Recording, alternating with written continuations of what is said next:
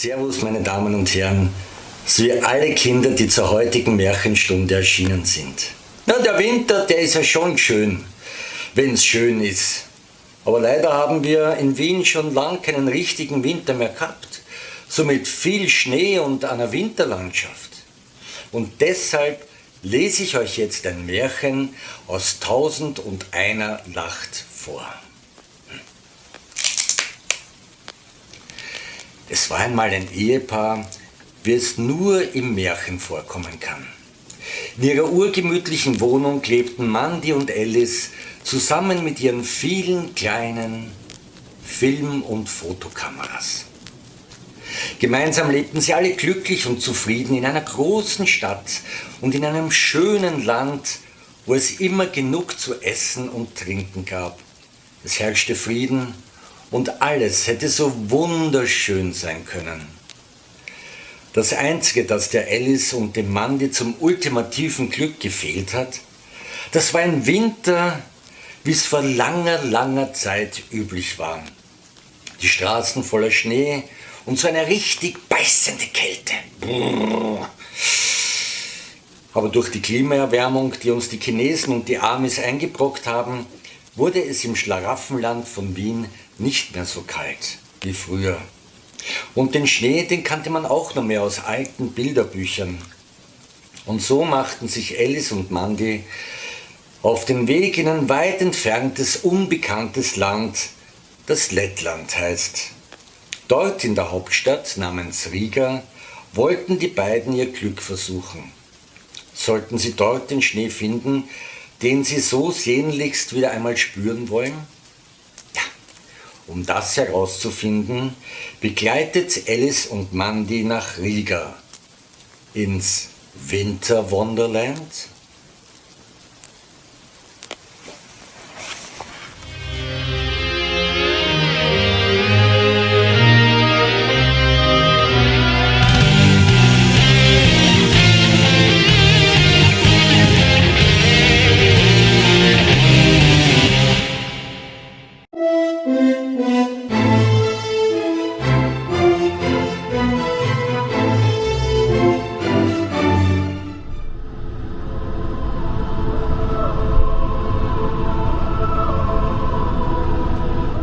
Wie so oft beginnen Reisen in den modernen Märchen in einem Flugzeug, in dem Fall in einem Flieger der Air Baltic.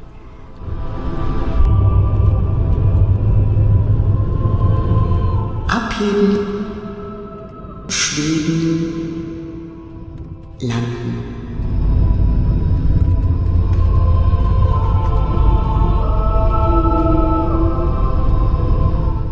Am Flughafen von Riga waren wir unserem Ziel schon sehr nahe gekommen. Der erste Schnee war zu sehen. Ein Traum, ein Wintermärchen.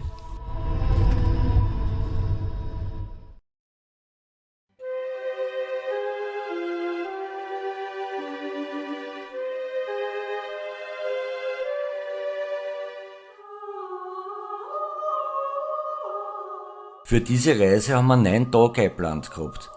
Na, manch einer ist jetzt vielleicht der Meinung, dass das ja viel zu viel ist. So eine Stadt hat man ja in längstens 3 Tage durch. Aber wer uns kennt, weiß, dass wir gerne hinter die Kulissen schauen und nicht nur Sehenswürdigkeiten abklappern.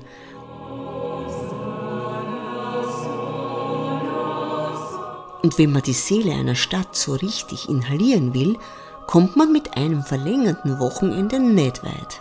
Und jetzt inhalieren wir gemeinsam. Viel Spaß!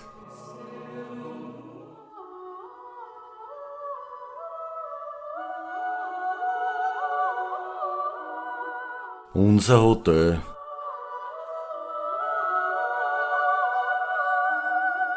Na, ist das nicht traumhaft schön? Und da haben wir jetzt das märchenhafte Frühstücksbuffet. Ja, so lässt sich's leben. Aber bevor sich unser Lieblingspaar die Stadt genau ansieht, erfährt ihr noch etwas über das schöne Riga. Denn eines müsst ihr wissen: Wissen ist Macht.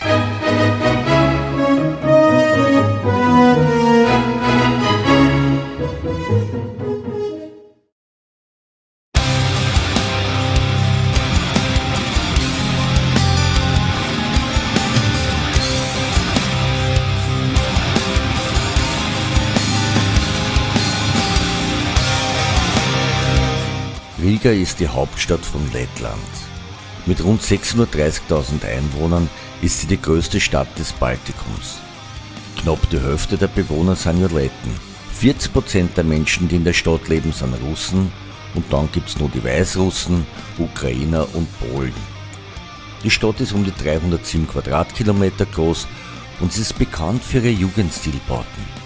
In der ganzen Stadt gibt es mehr als 800 davon. Die Innenstadt Rigas wurde 1997 zur Liste des UNESCO-Weltkulturerbes hinzugefügt. So, und jetzt wisst ihr einiges über die Stadt. Ja, Wissen ist Macht. Aber wenn du nichts weißt, macht's auch nichts.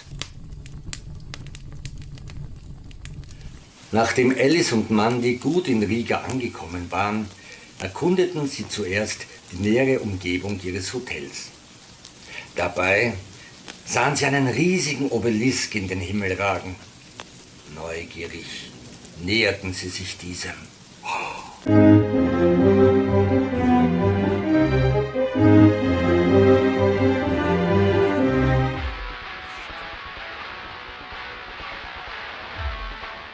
Das Freiheitsdenkmal ist das bedeutendste Monument der ganzen Republik. Errichtet in den 1930er Jahren, gedenkt es dem lettischen Befreiungskrieg, den die Letten gegen das russische Zarenreich geführt haben.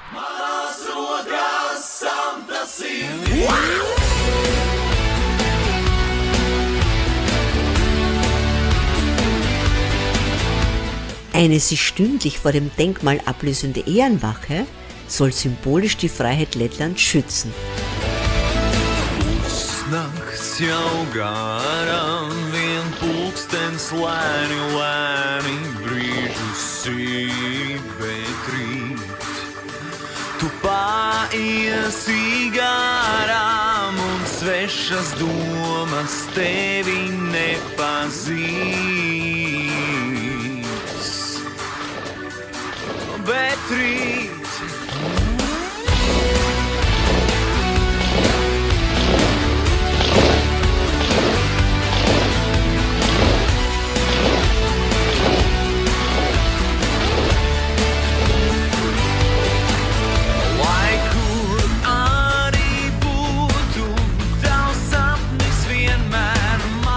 Der Basteiberg ist eine weiträumige Parkanlage am Ostrand der Altstadt. Dort, am Rande des Stadtkanals, verbringen urviele Einwohner ihre Freizeit. Im Winter haben die Kinder eine Riesenhetz, wenn sie den Hügel mit einer Rodel, auf einem Bob oder gar auf dem Hosenboden hinunterflitzen.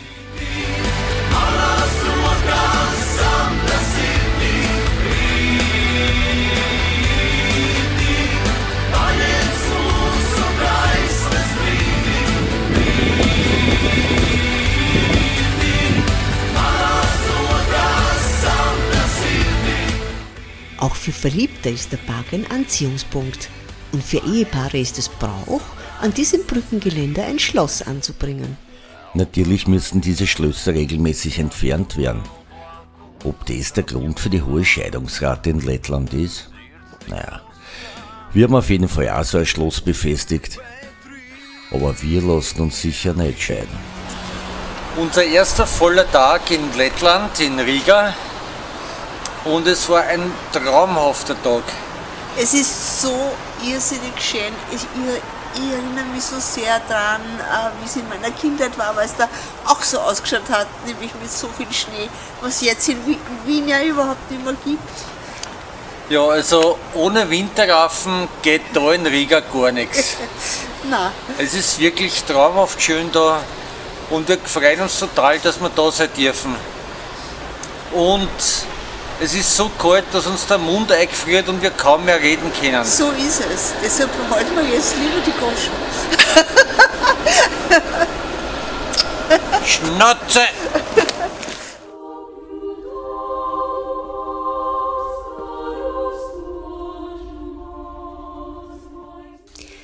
Wir haben die Aufenthalte in dem Park sehr genossen. Egal ob am Tag oder wenn es dann schon dunkel geworden ist. Da war es dann immer so verzaubert. wie im Märchen.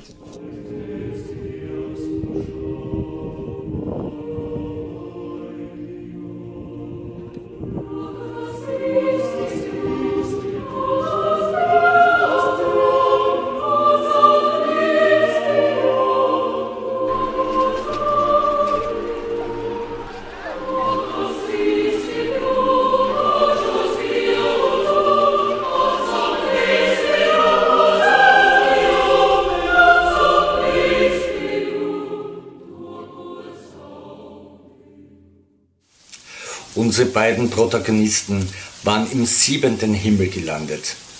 Aber dabei hatten sie noch gar nicht die schönen Gebäude der Stadt gesehen. Doch schon am nächsten Tag begaben sich Alice und Mandy in das historische Viertel, wo sie kaum ihren Augen zu trauen wagten.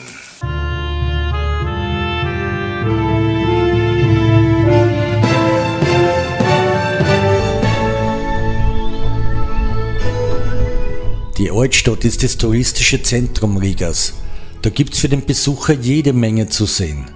Tolle Kirchen, mittelalterliche Gassen und Häuser, und kulinarisch kann man sie ebenfalls verwöhnen lassen.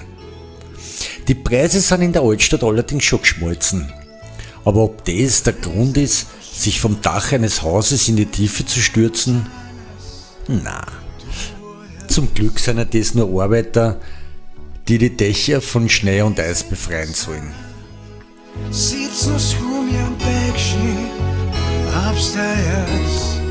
Aber jetzt eine ins Vergnügen. Wir befinden uns jetzt in Riga, in dieser wirklich wunderschönen Stadt. Bitte.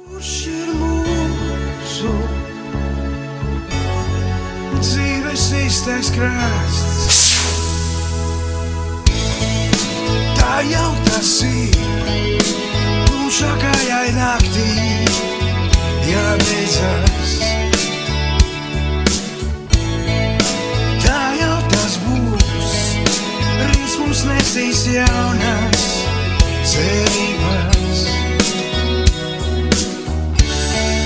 Viss tiks piedots, varbūt nesaprasts. Kurš ir mūsu dzīves īstais krasts?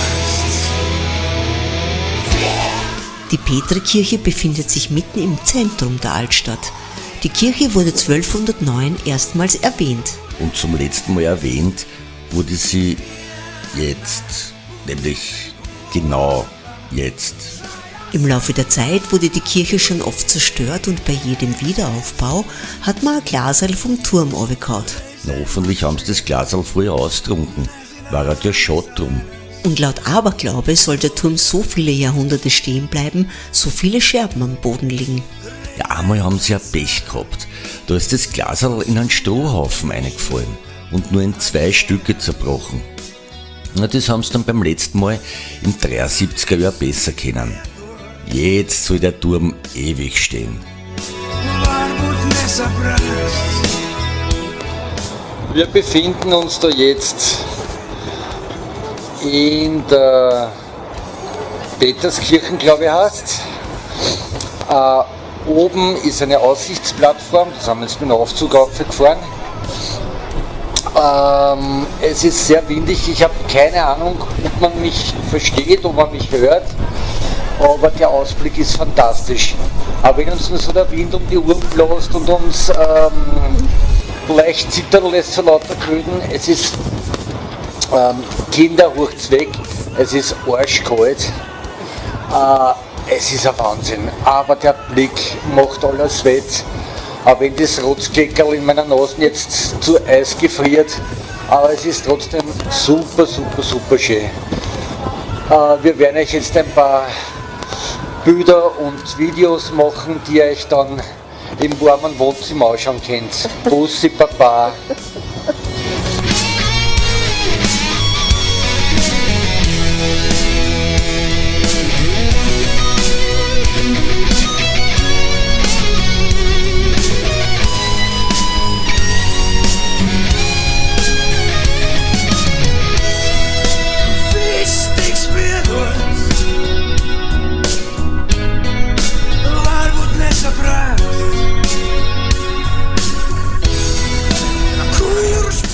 Vor der Petrikirche steht ein Denkmal für die Bremer Stadtmusikanten. Ein Geschenk aus Rigas Partnerstadt Bremen.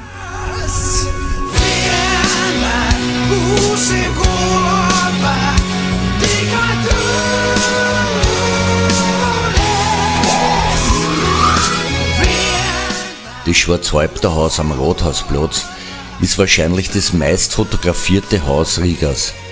Erbaut wurde es im 14. Jahrhundert und es ist ein Magnet für Touristen. Ja, und für Leute, die an den Touristen verdienen wollen. Wenn man einen Führer für den Stadtrundgang sucht, dann wird man dort mit Sicherheit fündig. Und wenn man keinen braucht, grönst da auch nicht runter. Yes, wonderful, and luckily you see the name is it's a replica, you know? The city building and nice.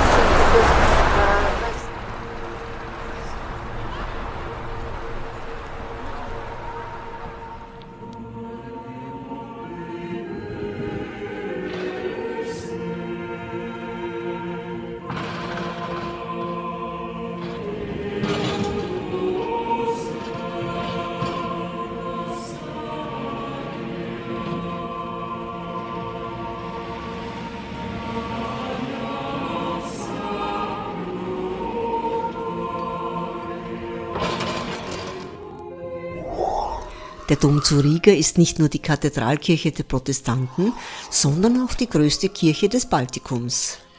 Uns haben aber mehr die Lichtspiele am Domplatz interessiert.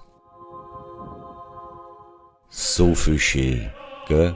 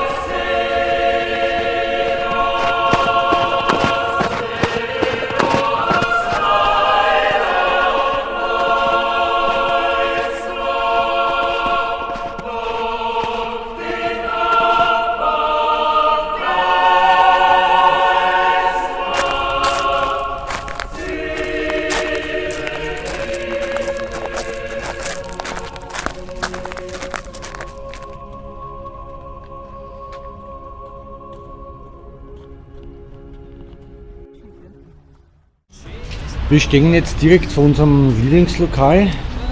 Das Essen ist einfach fantastisch. Die Preise sind also für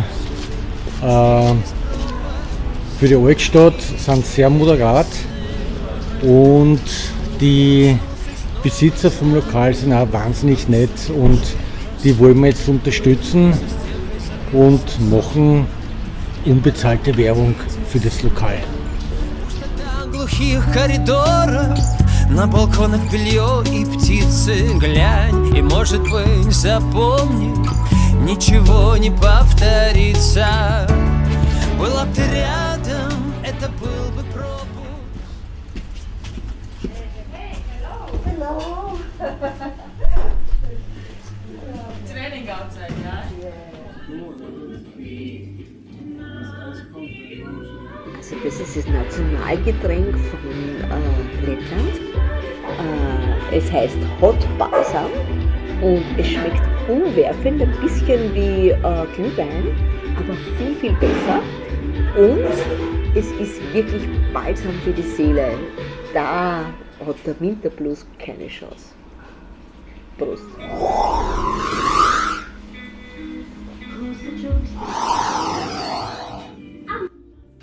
Aber nicht nur die Trankeln sind leiwand, auch das Essen spielt alle Stickeln. Das sind die besten Kartoffelpuffer ever. Mahlzeit.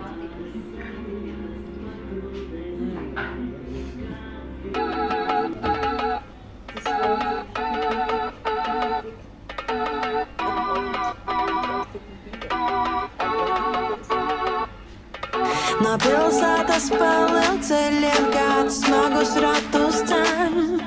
Vai māsa nakts ar dienu tiksies neredzēta sen.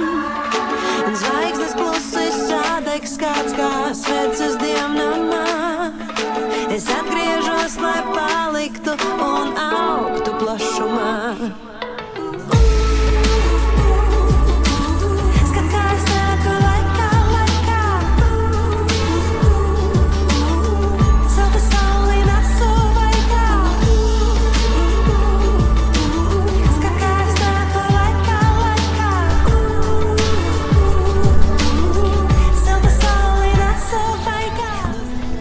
Was ganz wichtig ist auch, in Riga ist der ganz erste Christbaum aufgestellt worden.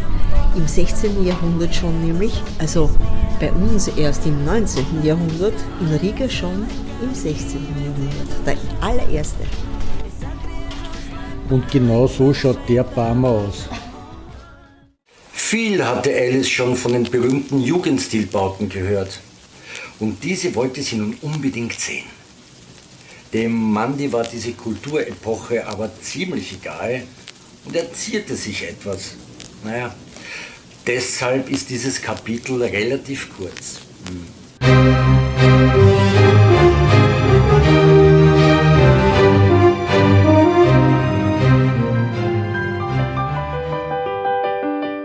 Der Jugendstil ist eine europäische Kunstrichtung, die um die Wende des 20. Jahrhunderts entstanden ist. Also mittlerweile ist ja der Jugendstil auch nicht mehr jung, sondern schon in die Jahre gekommen. Aber in Riga haben sie sich jugendstilmäßig ziemlich austobt.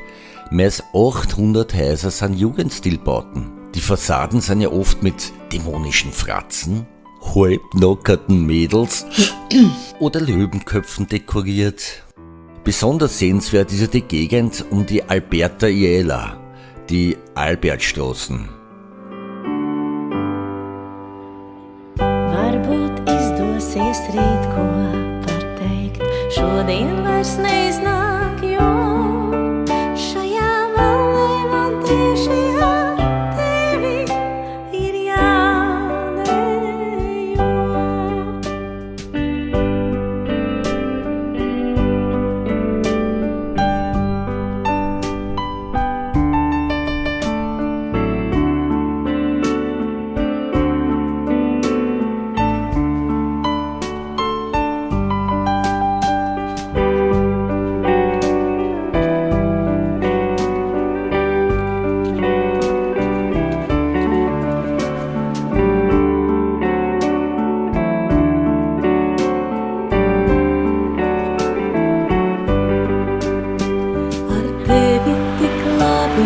Griežamies valsī, jautri smejamies un mūsos noraugās, akis aizmirst. Also wir befinden uns jetzt im Jugendstilviertel von Riga. In Riga gibt es 800 Jugendstilbauten und einer der wichtigsten Architekten heißt Michael Eisenstein. Es ist sehr schade, dass man den eigentlich bei uns kaum kennt, aber hier sind einige Bauten zu sehen, schaut euch das an. Es tam metu no vārdiem, no silbēm, no balsieniem, no maniem teikumiem, kas tā kā negaiss, kā bērni, kā zemenes ienākas. Ja, und da sieht man jetzt ein paar Jugendstil-Eiszapfen.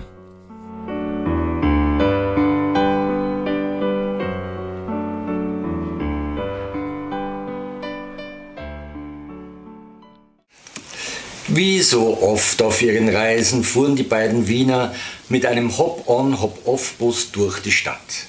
Dabei kamen sie an vielen wunderbaren Orten vorbei, die sie dann später auch noch zu Fuß genauer auskundschafteten.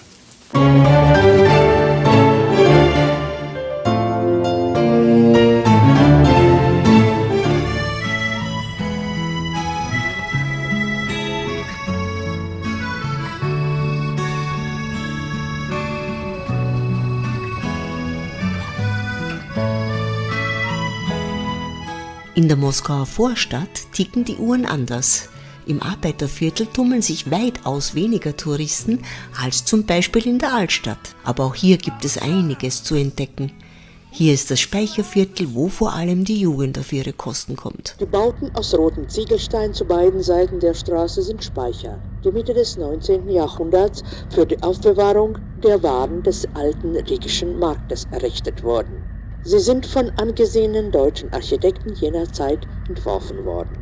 Schauen Sie auf die linke Seite der Straße, heute das kreative Viertel Spikere, eines der heißesten Punkte für die kreative Jugend der Stadt. In der warmen Jahreszeit finden hier verschiedene Konzerte und Unterhaltungsveranstaltungen statt. Auch die Weiße Nacht, das Stadtfest, die Museumsnacht, die Riga Restaurantwoche und andere. Bis heute sind nur 35 Speicher erhalten geblieben. Viele wurden Anfang des 20. Jahrhunderts für den Bau des neuen Zentralmarkts abgetragen, den Sie jetzt sehen werden.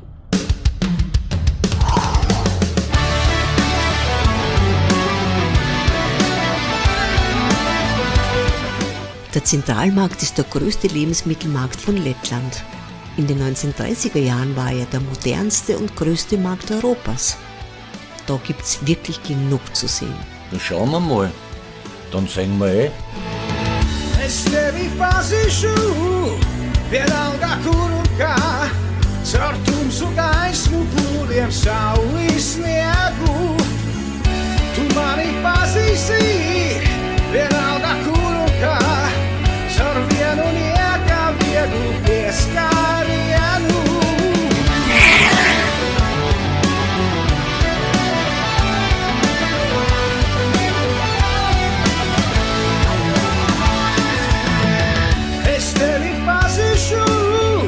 Vienalga kur un kā, caur sāpēm prieku vienatnī un varu.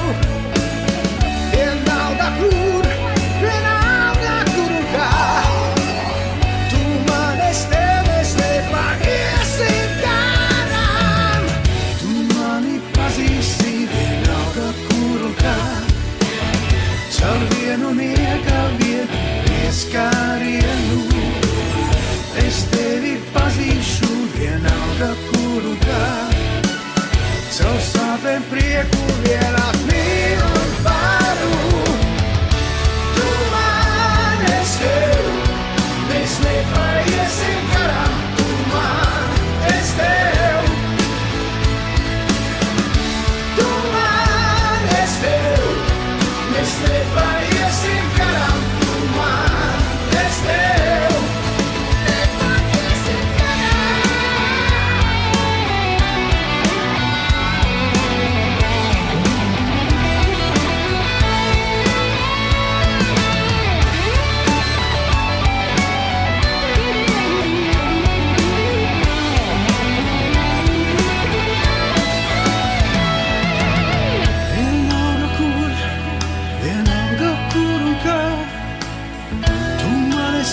Mēs nepaiesim garām. Vienalga kur un kā, tu man es tev, mēs nepaiesim garām. Tu man es tev, mēs nepaiesim garām. Tu man es tev. Das 108 Meter hohe Gebäude wurde zwischen 1951 und 1958 im Zuckerbäckerstil erbaut. Ziemlich beeindruckend.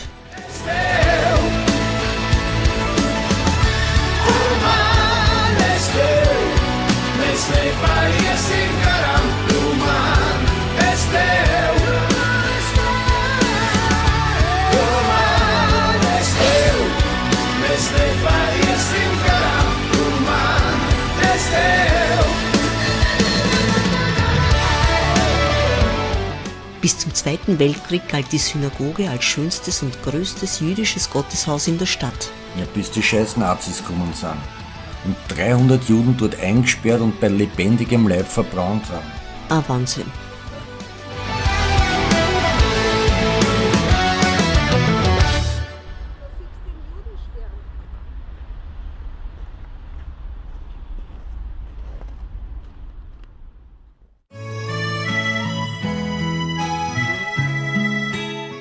Von den Brücken Rigas hat man den urleibernden Blick über den größten Fluss Lettlands. Na, ich hab schon Fotos vom Sommer gesehen, aber ich finde, dass der Gaudawa im Winter noch viel beeindruckender ist.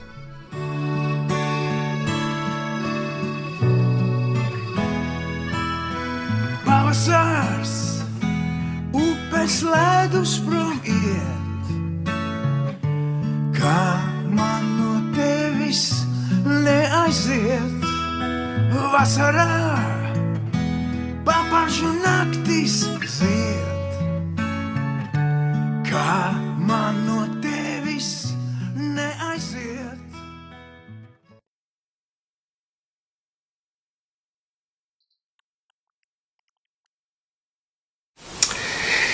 Lesen bildet. Und in diesem Kapitel wird Bildung großgeschrieben.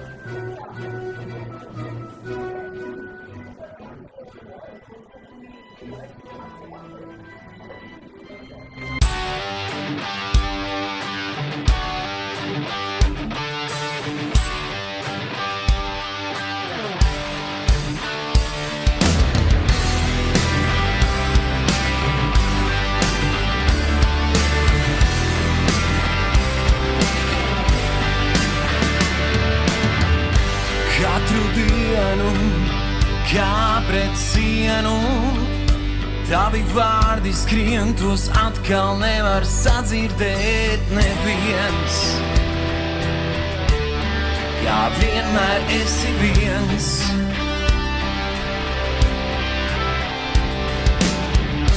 Tavos mūros, kā putni būros, jūties ieslodzīts, tavas domas vienas atkal plīst. Ārā līst, un sirdī rētas nesadzīst. Nebūs vairs tā, nebūs nekā. Atmosties no saviem sapņiem pasakā. Nebūs vairs tā, nebūs nekā. Laustos siržu nāc mūs visus pasargās. Tava elpa pazūd telpā, kad šķiet, ka dzīvot sāns, tu tomēr sevī dziļāk noslēdzies. Līdz jūtu vētra neparīs. Nebūs vairs tā, nebūs nekā. Atmosties no saviem sapņiem pasakā. Nebūs vairs tā, nebūs nekā. Laustos siržu nāc mūs visus pasargās. Kā līdz šim vairs nebūs tā. Laustos siržu nāc.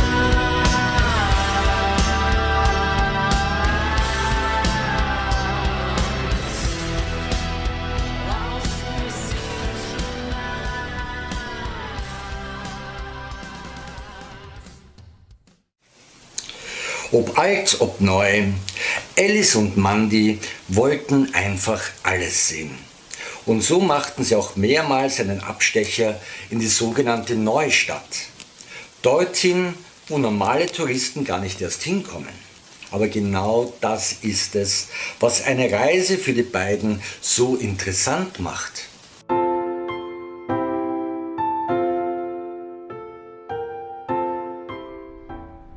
Wir befinden uns da jetzt bei der Staatsoper, die sehr berühmt ist.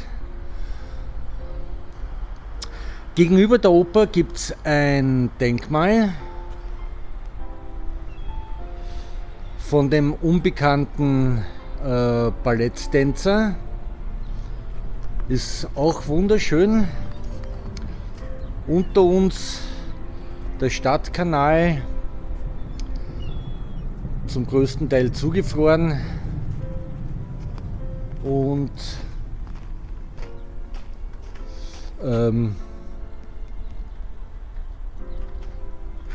wo ist eigentlich meine Alice? Wo ist meine wunderschöne Alice? Ich gehe es einmal suchen. Zum Glück habe ich sie wiedergefunden. Sie steht beim nächsten Denkmal. Die lettische Großfamilie. Vielleicht kann uns die Alice erklären, was das mit dem Denkmal auf sich hat. Ich schwenke. Dieses Denkmal hier? Genau, was ist mit dem Denkmal? Also was ich jetzt herausgefunden habe, wenn es stimmt, was ich da gelesen habe, ist es ein Major, der von 1847 bis 1912 gelebt hat. Aber was er für die Stadt gemacht hat, weiß ich leider nicht, steht nicht dabei. Aber das dürfte seine Frau und sein Hund sein.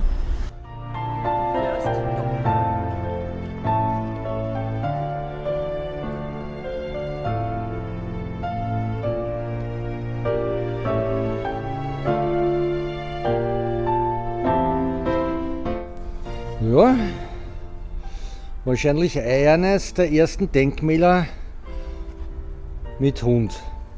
Auch nicht schlecht.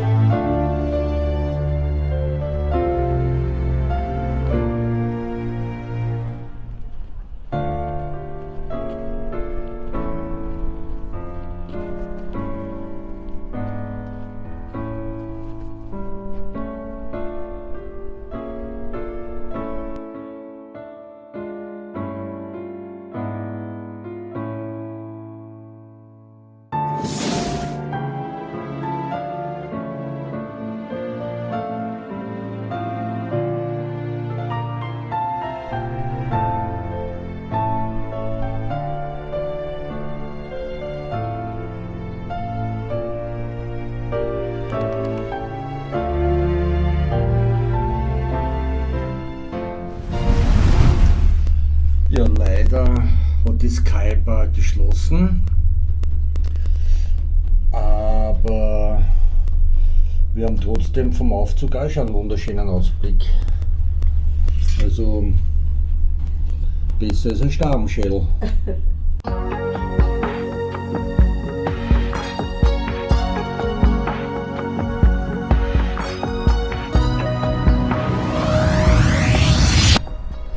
Auch sehr skurril, ein künstlicher Baum mit lauter Vogelhäuseln. Also ein künstlicher Baum mit Vogelwohnungen.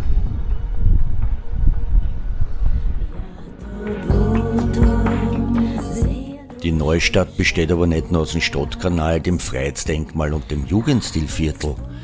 Jenseits der Touristenpfade erlebt man das Riga, wo die Letten noch unter sich sind. Und nicht allen geht es so gut wie uns.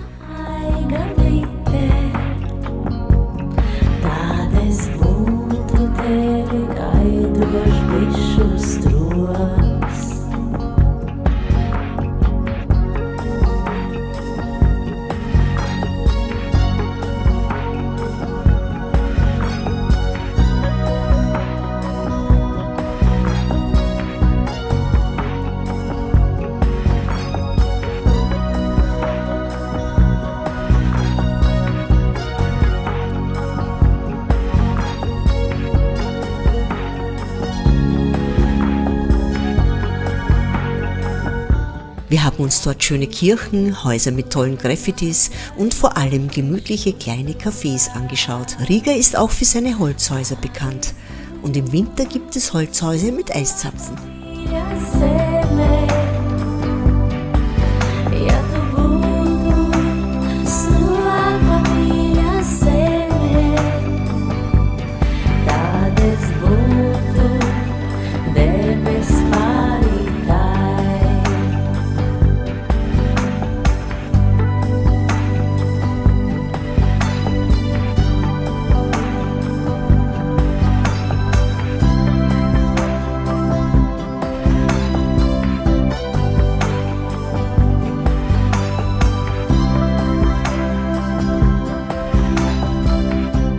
So, wir sind da jetzt, ja, keine Ahnung eigentlich, wo wir sind. Wir sind einfach da herumgerannt, irgendwo in der Neustadt und sind jetzt zu einem Platz gekommen, der irgendwie ausschaut wie die Arena. Echte Wiener kennen natürlich die Arena. Und wenn man da jetzt in Lettland ist, in Riga, glaubt man befindet sich im 11. Bezirk, im Herzen von Wien, in der Arena. Wir wissen nicht, was es ist, aber es schaut irgendwie cool aus. So ganz anders wie Jugendstil. Das ist nämlich Jugendstil.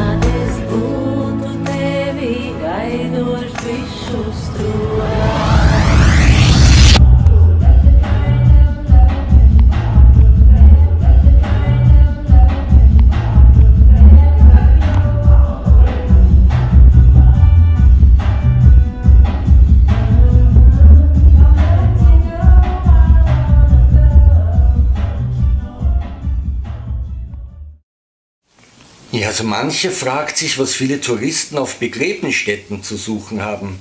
Ja, so auch Alice und Mandy. Also wo die beiden schon überall Friedhöfe besichtigt haben. Zagreb, Barcelona, Kuba und.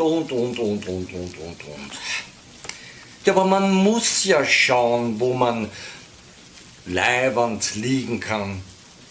Man will ja nicht eine Ewigkeit wo herumliegen, wo es dann gar nicht schön ist. Vielleicht fliegt dann so eine Seele in der Welt herum und meint, ja, aber dort hätte es mir ja viel, viel besser gefallen.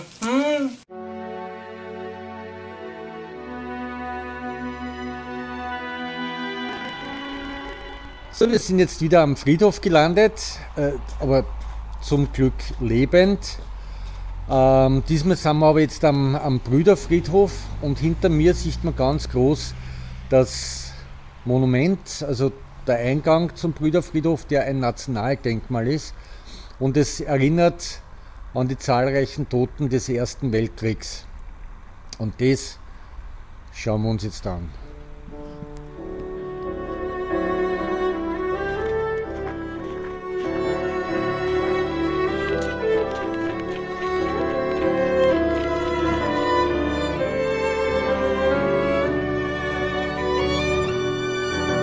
Der Praia Capri ist zentraler Bestandteil der riesigen Waldfriedhofsanlage von Riga. Da liegen knapp 400 Soldaten, die von 1915 bis 20 für die lettische Unabhängigkeit gekämpft haben. Rechts und links sehen wir eine Lindenallee. Sie ist das Symbol für die Witwen, Mütter und Schwestern der gefallenen Soldaten.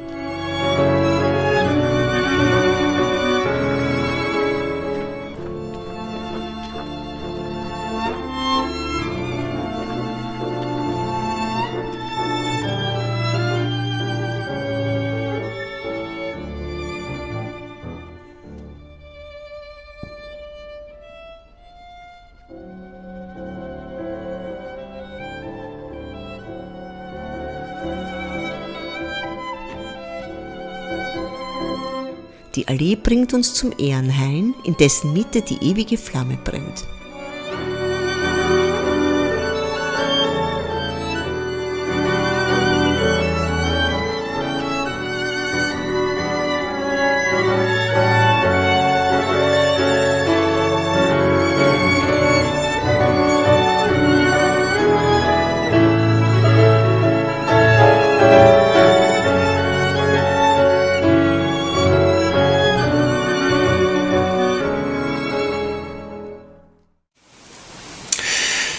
Alice und Mandy hat es außerhalb der Innenstadt so gut gefallen, dass sie sich nun auch den größten Park Rigas, der am Stadtrand gelegen war, anschauten.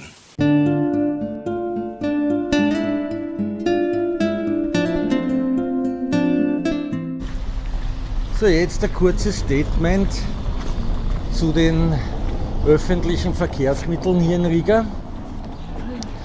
Wir wollen da jetzt mit dem ÖV bis zur Endstelle fahren. Das sind wir so gewohnt, weil in Wien fahren wir immer mit dem ÖV. Und wir haben gerade einen versäumt und haben geschaut, wann der nächste kommt. Also die Intervalle sind da jetzt mit Wiener öffentlichen nicht zu vergleichen. Wir auf den nächsten ÖV müssen wir jetzt 17 Minuten warten. Und das ist schon ein bisschen gar viel. Da haben wir gesagt, wir gehen jetzt an 2 Stationen zu Fuß und dann werden wir schon an der Rennen. Also alle, die jammern, dass in Wien die Straßenbahn lang nicht kommt, bitte, in Riga ist es anders noch, viel Ärger. Ja, aber wir dann nicht jammern, weil wir sind ja die 2 Wiener, die nicht jammern. Die einzigen 2 Wiener, die nicht jammern. Und nicht krankig sind. Genau. Gut, dann viel Spaß im ÖV.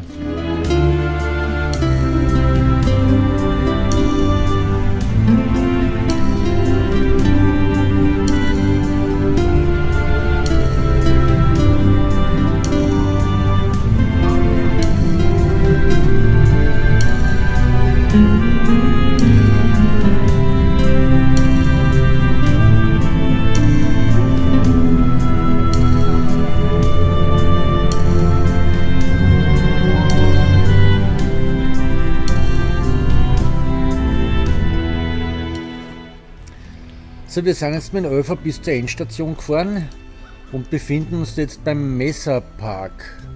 Das ist so ein Erholungszentrum für die Riga Stadtbevölkerung, wo man alles Mögliche machen kann. Also es gibt einen Kletterpark, es gibt eine BMX-Bahn, Minigolfplatz und es gibt einen wunderschönen See. Und das wird unsere erste Etappe sein, die wir uns dort anschauen. Also willkommen im Messerpark.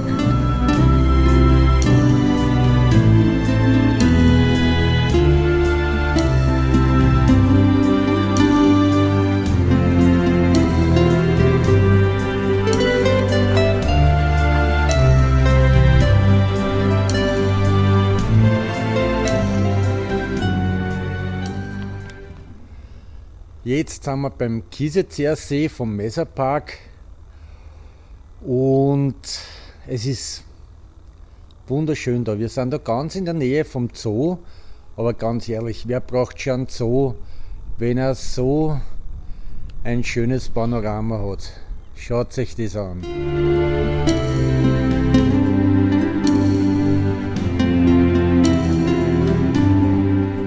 Wunderschön hier. Ein zugefrorener See, wie er im Buche steht. Wir haben jetzt zwar nicht viel Glück mit dem Wetter, es nieselt ganz leicht, aber ganz ehrlich, das stört doch keinen großen Geist, oder? Wir sind sehr froh, dass wir da sind und werden jetzt noch eine Runde im Park spazieren gehen. Und ich bin sicher, wir werden noch ein paar schöne Ausblicke haben. Also, ich habe einen wunderbaren Ausblick. Schaut euch das an.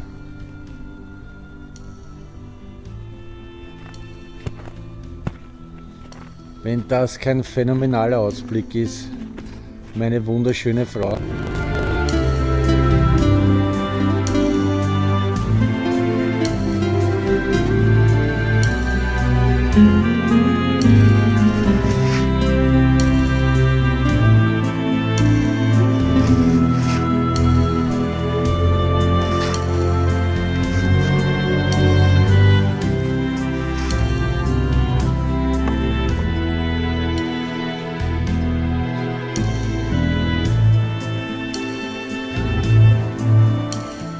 In Riga beginnt die Grillsaison schon viel früher als bei uns.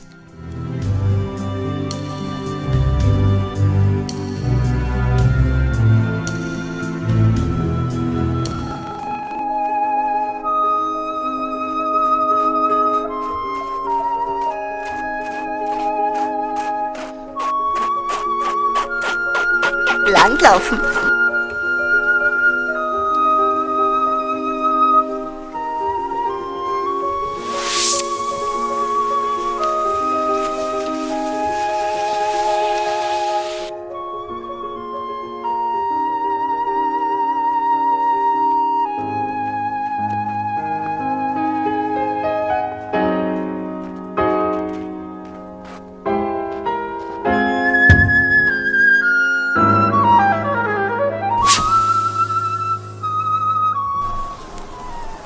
In Riga kommt der Osterhase schon ein bisschen früher. Der schaut so aus, als wäre er da wo angelehnt. Nur wer in der Gegenwart einen Blick in die Vergangenheit wirft, kann für die Zukunft etwas lernen. Mhm.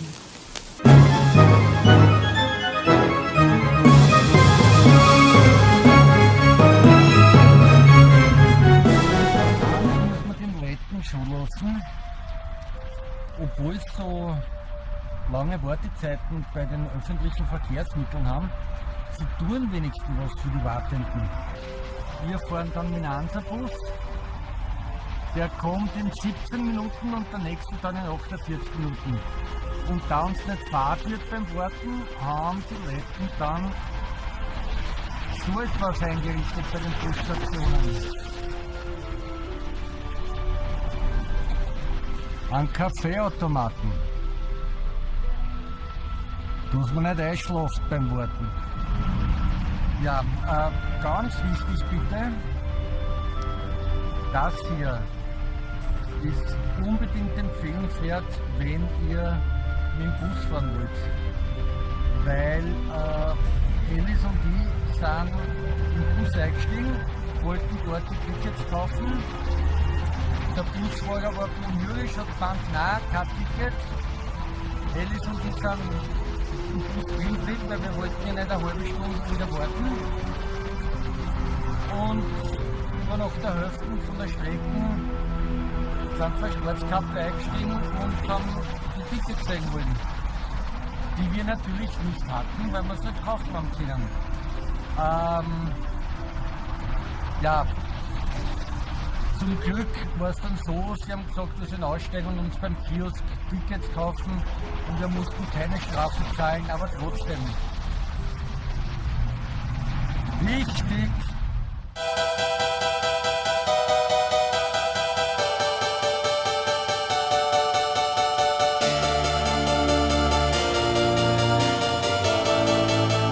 Das lettische Freilichtmuseum liegt in einem Waldgebiet am Juglasee. Gegründet wurde es 1924 und es ist das größte Freilichtmuseum von ganz Europa. Ursprünglich sollte ja nur aus den 4 Regionen Lettlands hier ein Bauernhaus und ein Handwerksgebäude aufgebaut werden. Jetzt sind es aber schon 118 Häuseln. Unter anderem Windmühlen, Kirchen und sogar eine Sauna. Im Sommer zeigen verschiedene Handwerker ihr Können. Im Winter ist ihnen aber zu kalt. Dafür hatten wir das ganze Museum nur für uns. Aus pandemischer Sicht super.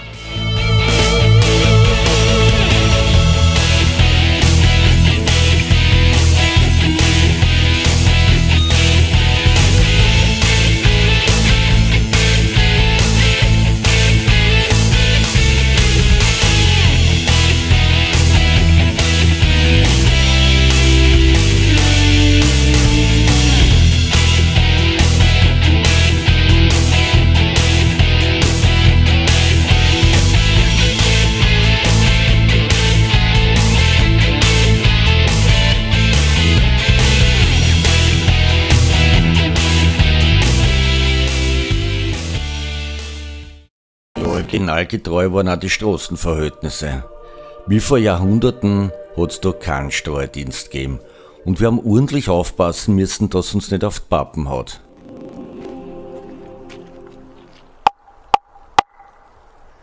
Essen ist fertig. Lustig waren aber auch die Figuren, die herumgestanden oder gehängt sind.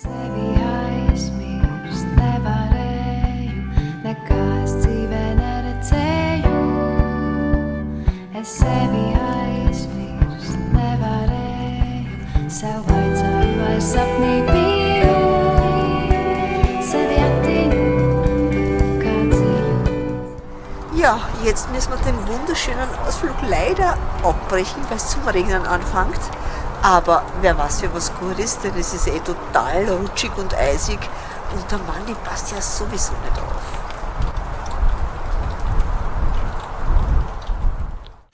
Nach den vielen Abenteuern hat sich unser reisefreudiges Pärchen eine Erholung verdient. Und wo kann man sich besser erholen als am Strand?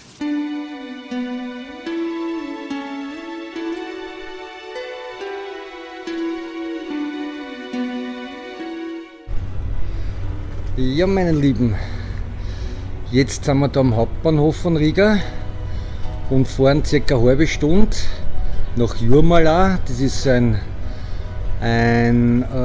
was ist denn das?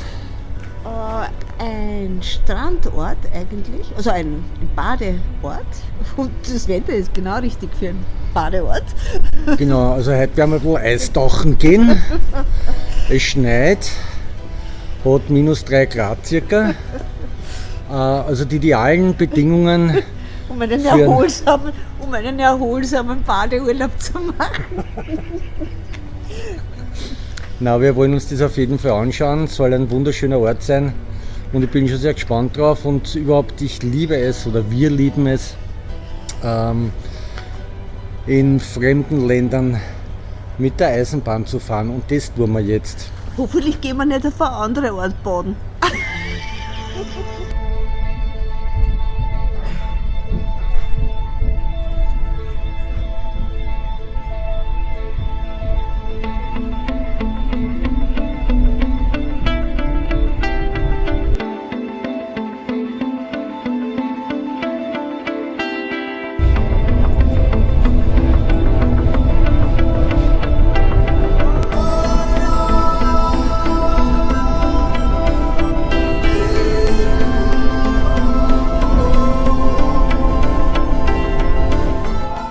Majori ist ein Ortsteil der lettischen Stadt Jurmala und bildet gleichzeitig das touristische Zentrum. Ja, aber nicht das Zentrum für die lettische MA48, weil gestraft wird da nirgends. Aber von da aus ist ja nur ein kleiner Hupfer zum Strand. Und am Weg dorthin sieht man dann die Statue von einem Drachentöter. Eine Figur aus einem lettischen Märchen. Ja, und so haben wir wieder die Verbindung zum Wintermärchen.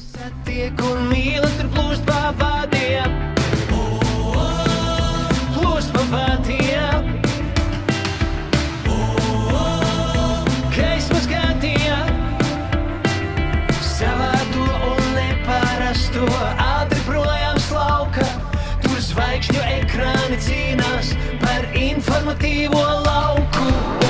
Vete pa tus cielos, papildītas ielas, dzīve kā ierasts, kā ierasts, kamēr te aiz sienas, kādam te pat aiz sienas, pietrūkst tavs kā viena liela. No, mit einem Strand in Thailand kann man das nicht vergleichen. Nevar ticēt, pat atpalīdzējis, kaut no augstākās raudzes. Viņš norāva antenas, sapraka TV, turais komposta kaudzes. Turais kaudzes. Also ich muss ehrlich sagen, bei solchen Temperaturen war ich noch nicht am Meer, aber es hat schon seinen Reiz. Vete pa tus ielas, papildītas ielas, dzīve kā ierasts, kā ierasts, kamēr te aiz sienas, kādam te pat aiz sienas. Auch wenn man es jetzt nicht mitkriegt, wir befinden uns da am berühmtesten Sandstrand von Lettland. Vielleicht sogar vom ganzen Baltikum, ich weiß es nicht. Aber ich freue mich total, dass wir jetzt da am Sandstrand sind.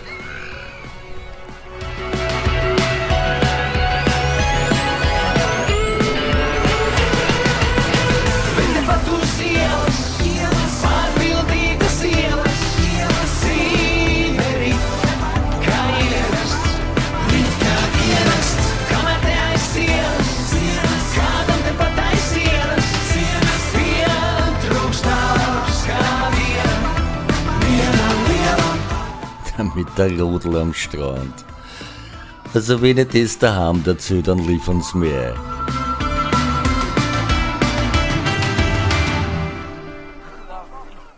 Na, ist es ein Wunder, dass der lettische Fußball international am Sound, also am Eis ist? Die sind ja nicht gewohnt, auf einen Rosen zum Spielen.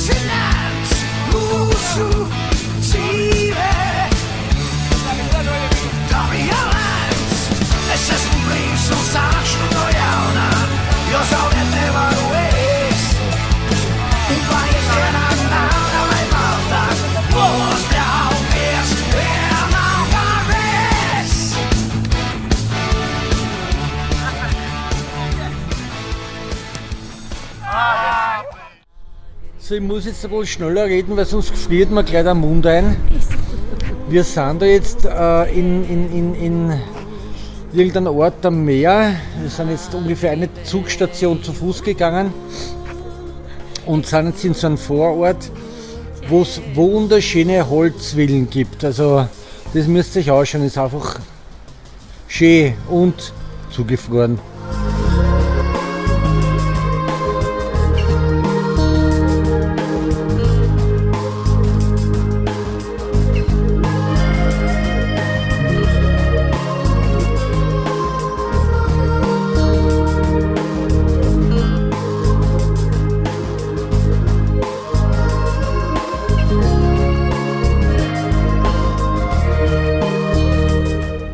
Na, da lasst es leben, wenn es nur ein bisschen wärmer wäre.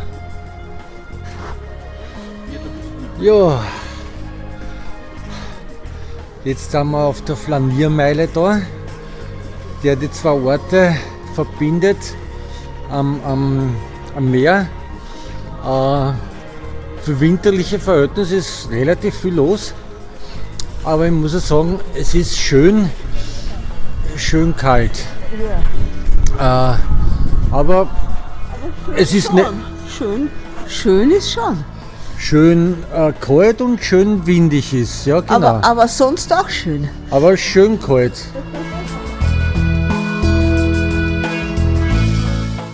Die Jomasstraßen ist eine hübsche Fußgängerzone mit vielen kleinen Geschäfteln und Lokalen. Und das Essen dort ist fantastisch.